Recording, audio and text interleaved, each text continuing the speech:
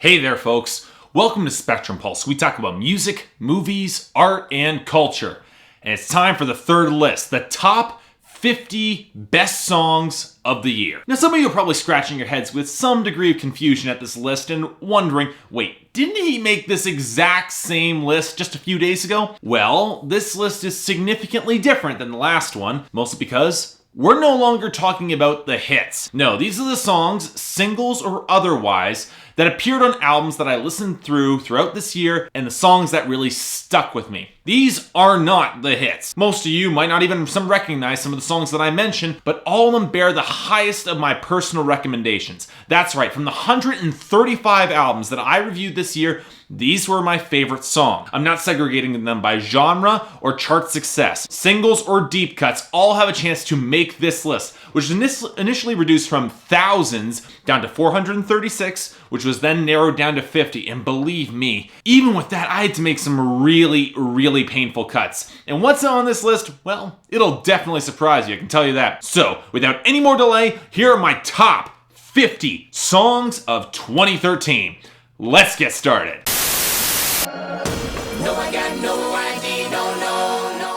Yeah, it's not the most well-written song in the universe from a technical standpoint, and it's a bit of a shame that Colette Carr doesn't rap on this track, but No ID by Frankmusik featuring Colette Carr works as a great pop song, thanks to a solid and memorable piano hook, some slick production work, and both performers jumping in with unabashed sincerity and a ton of energy. Sometimes a simple pop song can work all on its own and doesn't need anything else.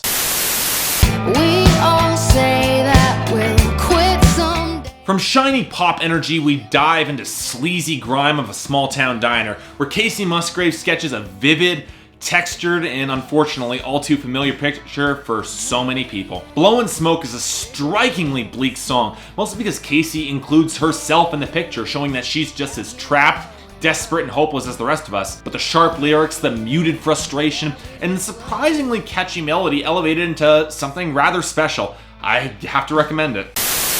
Hey, young blood, doesn't it feel? You know, this really should have been the opening single for Fall Out Boy's hopelessly broken album Save Rock and Roll, because it accomplishes everything My Songs Know What You Did in the Dark in a much tighter, energetic, potent package. In fact, it does even more than that, swapping out that song's acrid bitterness for fist-pumping populism and a better flow. The lyrics are still overloaded with ego, to be sure, but the tone is less rooted in contempt for the audience and more just a challenge for their fans to step up. If they had led with this song, they probably would have won more of those lost fans over. I have to say that.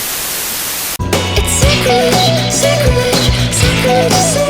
Now, I stand by my review stating that most of the Yeah fourth album, Mosquito, was a step back, but Sacrilege follows the energetic explosion of its splits with a surge of dark religious iconography and pervasively genius gospel swell. Lyrically, it's relatively simple in its exploration of love scorned and cast aside, but Karen O's hushed delivery, the guitar's ragged riffs, the surging crescendo, and the pseudo-gothic blend of cries of gospel sacrilege lends the song a ton of unexpected weight. Melodramatic? Yeah, absolutely, but no less effective. Always keep your heart locked. Yeah, I'll admit, I was really hard on HAIM's debut album, but that doesn't make The Wire any less of a great pop song. The bass riff is catchy as hell, the sisters have solid interplay, with voices that seem designed for critics to draw comparisons to Stevie Nicks, and the guitar has a surprising amount of sizzle. For me, the song becomes something really special in the last chorus, when the strings kick in and the guitars get a little bit more strident. And while lyrically, the song is the indie pop equivalent of Demi Lovato's Heart Attack, there's room in this world for both of them, so I like this song.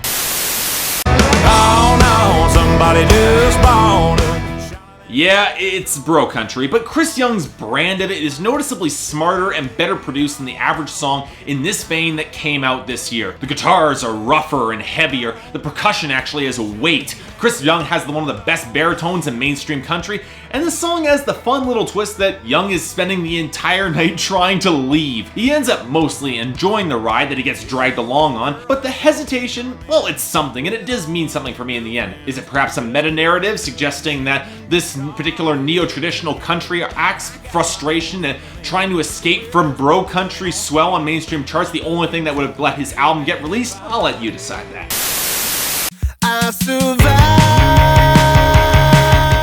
Yeah, you can stop the presses. I'm putting the song where Trent Reznor actually sounds, of all things, happy on my list. Why? Well, it works. It's a fusion of the tightness that defined Nine Inch Nails' earlier work with an explosion of heavy guitars. It's a song that sounds triumphant and it earns it. I mean, think about it. Trent Reznor has spent the last 2 decades singing about misery and putting himself through hell, and everything was the climactic moment where he realized that he had come out of the other side better for it, with the skill and power to do anything and everything that he wanted. And when set up against Nine Inch Nails' discography full of depression and misery, in contrast, everything looks all the more striking, memorable, and powerful. Ashtrays and heartbreaks. Now, Reincarnated was a bit of an odd album to sit through, mostly because Snoop Lionn's idea of where he wanted to take his direction with reggae, more in the serious, politically minded, Marley-esque style, ran in a totally different direction than his producers and his guest stars. But the song that finally realized some of the best form of that vision was Ashtrays and Heartbreaks, the highlight of that album, and a song less about the high and more about the come down. The subdued skag riff, the reverb-heavy production, the surprisingly somber atmosphere, and grief-stricken lyrics. Bellied by, I gotta be honest, one of Miley's best vocal performances ever. It was a sign that Snoop Lionn's brand of reggae could have been something really special if it had been properly realized. It's only a shame that it wasn't. No one else can teach me how. Now, with the surge of boy bands this year, it shouldn't come as any surprise whatsoever that the masters of the format returned this year to drop their best album in almost a decade, with Permanent Stain being the big highlight for me, with hand clap percussion, a surging chorus, great vocal harmonies, and lyrics that balance out melancholy reflection and futile desires. It's a pop song that turns depression and wistful longing into something sonically bigger, and yet somehow doesn't come across as overwrought or whiny. You know what? Fine work, Backstreet Boys. Looking forward to hearing more from you, and I'm glad to see that you're back. I was hanging around, rocking the crowd, everybody. Man, this was a really good surprise. Jake Owen's Days of Gold was a pretty lightweight album, and it had its fair share of problems, but you know what? Life of the Party takes the archetypal bro country chorus about partying and then fits it with verses that tell a whole different new side of the story. It helps that Jake Owen has a lot of natural charisma, but listening to him try to hold it all together and put on a happy face, only to hold back the heartbreak, adds a surprising amount of real heart and weight to this song. Coupled with the best technical songwriting that Dallas Davidson has ever provided, a solid and clear guitar hook, and Jake Owen's emotional, passionate, really moving delivery, Life of the Party proves that even the bro country subgenre, it can have a heart too. Apocalyptic, band that make her dance. Apocalyptic now, band that... Oh, I'm sorry, are you not aware that Janelle Monae is awesome yet? You've all officially run out of excuses. And while the Electric Lady wasn't as strong as the Arcandroid, Dance Apocalyptic fuses retro 70s cool with a jittery guitar line, and Janelle Monae proving how to make an upbeat dance song so much more. It's a song for the end of the world, and it's got the slick, manic energy to back it up, plus lyrics that have a sly punch to all those who prefer to stay normal and conventional. And frankly, why would I go for normal when I could have this instead? Tonight, the foxes hunt the hounds. Yeah, folks, Fall Out Boy's on this list twice. But you know what? Young Volcanoes would have made this list anyway because it kicks ass. It's a song that pitches the fury and disappointment with my generation that defined the album and just replaced it with exuberant, upbeat, guitar-driven flavor that bellies the adventurous spirit of the song. Although the subtle keyboard shift in the final chorus is awesome in its own little way. And that's before we get to the lyrics, where the triumphant verses assert that simply by coming back and keeping that spark of wry intelligence, Fall Out Boy, they've already won. Yeah, I know it might be an arrogant assertion, but here, yeah, for me it works.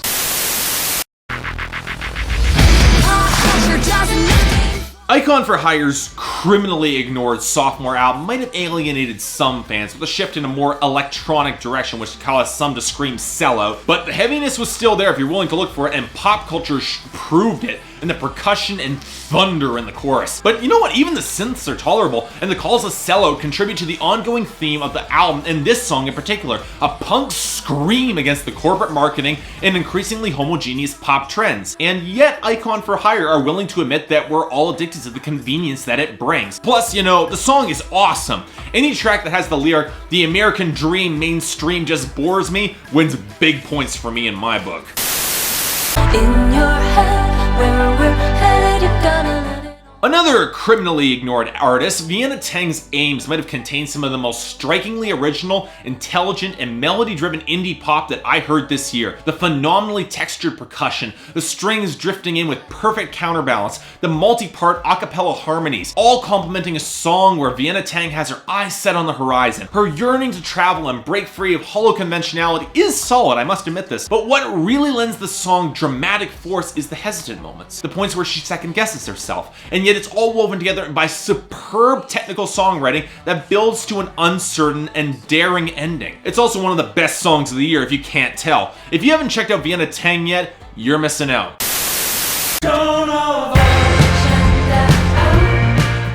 Yeah, so those of you who might remember my contentious review of Arcade Fire's critically flawed album Reflector probably remember me not being all that kind to that album. But you know what? I can't deny that Joan of Arc just kills it for me as a great indie rock song. Mostly because the lyrics don't go into the self-obsessed mirror gazing that Arcade Fire somehow thought we'd find compelling. The guitars have smoldering, ominous presence, the chorus is catchy as hell, and both vocalists play off each other excellently. Hell, even the hazy vocal effects, they do a lot for me, adding to the atmosphere of encroaching doom that the lyrics excellently invoke. You know what? It's a shame that the rest of the album doesn't quite reach this height, because I probably would have liked it a hell of a lot more.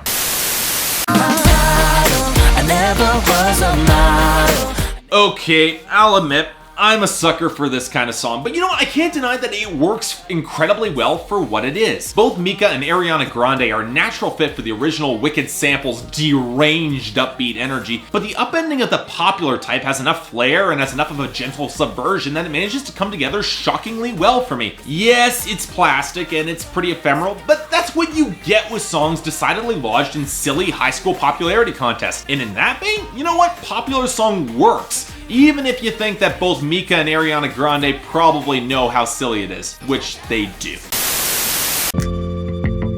I'm a fool for that shit. And you know what? As much as I tend to love bombast, this is one of those songs where restraint is the key, and Rai's precise grasp on melody, modulation, and production is just what makes this song work so damn well. The horns, they could have been overpowering. The vocals, they could have been overwrought. The strings and the woodwinds, they could have become distracting. And yet, it all fits seamlessly together to a song that is quiet and organically beautiful. Yeah, I'm still amazed that the singer is male, but that doesn't make the song any less compelling and powerful.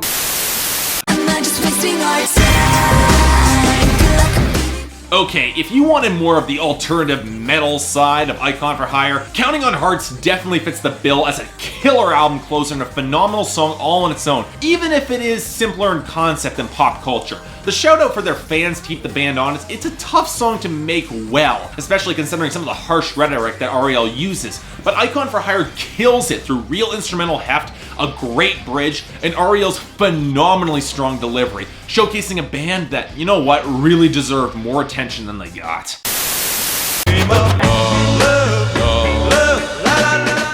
I will straightforwardly admit that this song is ridiculous and did take a while to grow on me, and yet it's hilarious all the same. The Game of Love sample, the blowjob digression in the first verse, all of the third verse, and the fact that Kendrick Lamar and Eminem play off each other so shockingly well just makes the song for me. What's so fun about Love Game is the framing. It is a vaudeville-esque melodrama to it, initially casting both Slim Shady and Kendrick Lamar as put-upon boyfriends, but the song very quickly reveals that neither of them are going to be getting anything close to a stable relationship, and then again, that neither of them might not deserve anything more than the lousy straits that they're in. In other words, it's a perfectly executed dark comedy that both men perform flawlessly.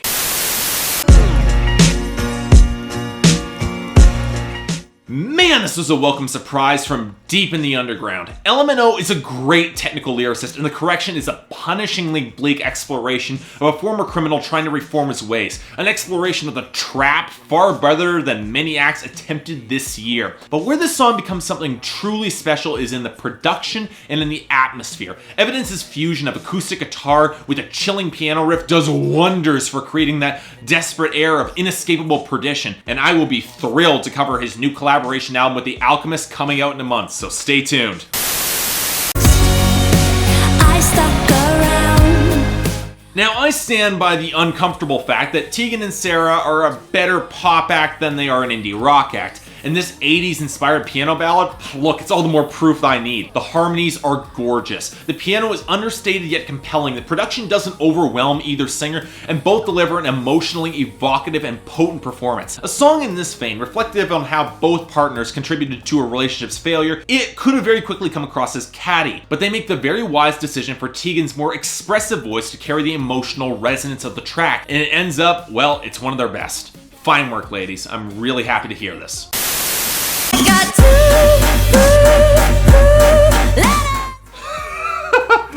If you had told me that I was going to put Miley Cyrus twice on this list a year ago, I would have laughed in your face. But yeah, FU is the best thing that Miley Cyrus has ever touched, and it's easily the best track off of Bangers, and it's one of the best tracks of the year. And really, it's a song that shouldn't work as well as it does. Miley singing with the raw sultriness of a bordello singer fused with bombastic horns and dubstep in a kiss-off song supported by French Montana doing whatever the hell he does, mostly in the background. None of this sounds like a good idea, and yet, F you, it works, because Miley's actually trying. The instrumentation is easily the most polished and professional on the album, and the songwriting is shockingly well written and strong. Miley, friendly little advice from your critic here. Do you want another number one hit? Drop the boring Adore You from being the next single and put this in instead. You will clean house. Most of what you see, my dear. From an album that's about enthusiastically embracing change and shedding the elements of the past that hold you back, the title track of Like Clockwork is the beautiful, haunting, exceptionally well-written slap in the face of reality. With a tempered melancholy that recalls some of David Bowie's darker ballads, Like Clockwork features some of the best lyricism of Josh Homme's career, and that's saying something, and one of his better vocal performances. It sounds raw and real and informed by genuine feeling, and considering Josh Homme has spent so much of his career dividing his band into smaller and smaller pieces, it might as well be, and the words, not everything that goes around comes back around, you know, develop a whole new layer of impact. They say we've come a long, long way. I said when I reviewed Joe Nichols' album that this song was going to make my year-end list, and I wasn't lying. Old school country song may have a conventional form of melody, instrumentation, and production, but that's not a bad thing. And Joe Nichols' voice might have a familiar country flavor, but that familiarity only enforces the message of the song brought through the terrific lyrics. That all the themes that resonate in traditional and neo-traditional country are just as relevant and just as moving today as they were 50 years ago. It's a song that proves you don't need diamond-studded tailgates or hip-hop shoutouts to make a relevant and meaningful country music. And the fact the song is pretty damn great all the same only helps the matter. Fantastic work, Joe Nichols.